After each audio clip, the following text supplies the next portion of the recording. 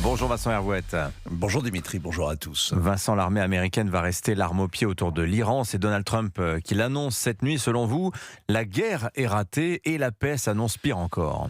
Le cessez-le-feu est si fragile qu'il semble mort-né. Depuis qu'il a été proclamé, Koweït, Bahreïn, l'Arabie Saoudite ont été bombardés.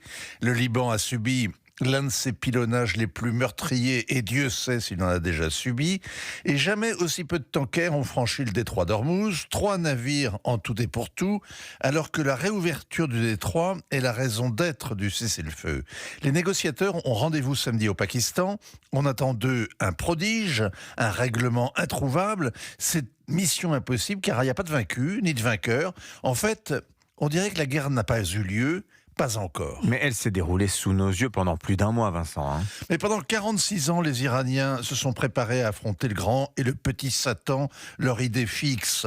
Les Israéliens aussi savaient la bataille inéluctable. Et les États-Unis, eux, voulaient gagner du temps, gagner sans tirer un coup de feu par le seul jeu des sanctions. Et puis, il y a eu le coup de théâtre du 28 février, en plein milieu des négociations à Genève. Un missile tiré sur Téhéran a marqué un coup au but, une sorte de coup d'État. Le régime iranien décapité semblait condamné. Et ensuite, il n'y a pas eu de guerre, seulement une campagne de bombardement. Donald Trump avait prévenu qu'elle durerait entre 5 et 6 semaines. Elle a duré 5 semaines et demie. Elle s'est terminée comme elle avait commencé, par un coup d'éclat, la récupération de l'équipage d'un F-15, de quoi permettre au président de s'extirper du bourbier la tête haute en disant que la mission était accomplie alors qu'aucun de ses buts de guerre n'a été atteint, en donnant l'illusion de la force alors que tous ont mesuré son impuissance. La guerre n'est pas une opération de police ou un coup des forces spéciales, la guerre qu'on fait du haut du ciel sans risquer la vie des fantassins, la guerre qui coûte cher mais qui ne fait pas trop mal et qui ne dure pas trop longtemps, la guerre à l'américaine, ça interdit la victoire. Les négociateurs risquent de tourner en rond, ils vont se tenir par la barbichette, ils peuvent tenir ainsi des mois. Mais alors si la guerre est ratée, Vincent, l'appel sera-t-elle aussi ? Mais le rapport des forces a changé. En interne, le régime iranien va renforcer son contrôle social, la chasse aux opposants considérés comme des espions et aux traîtres, comme les Kurdes, va s'intensifier. Ce sont les véritables vaincus de cette guerre, comme les Libanais pris en otage. À l'extérieur, les gardiens vont exercer leur droit de propriété sur le détroit d'Ormuz. Ils tiennent le péage, ils ne vont plus l'abandonner, avec 2 conséquences.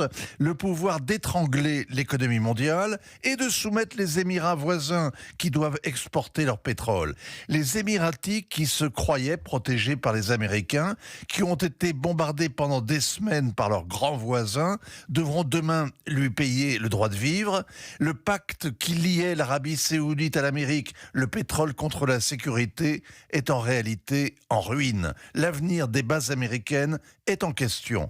Le droit de la mer aussi est en loc après cette bataille navale. L'exemple des Iraniens devrait encourager leurs alliés chinois et russes à en faire autant. Pékin sera tenté de contrôler le détroit de Taïwan ou celui de Malacca. Idem pour les Russes avec l'accès à l'Arctique. Plus généralement, le discrédit des États-Unis va enhardir ses rivaux et désespère déjà ses alliés. Le chaos gagne et la sécurité recule. Ouais, triste tableau ce matin, en effet. Merci beaucoup Vincent Hervouette. Signature Europe 1, ainsi va le monde. 8h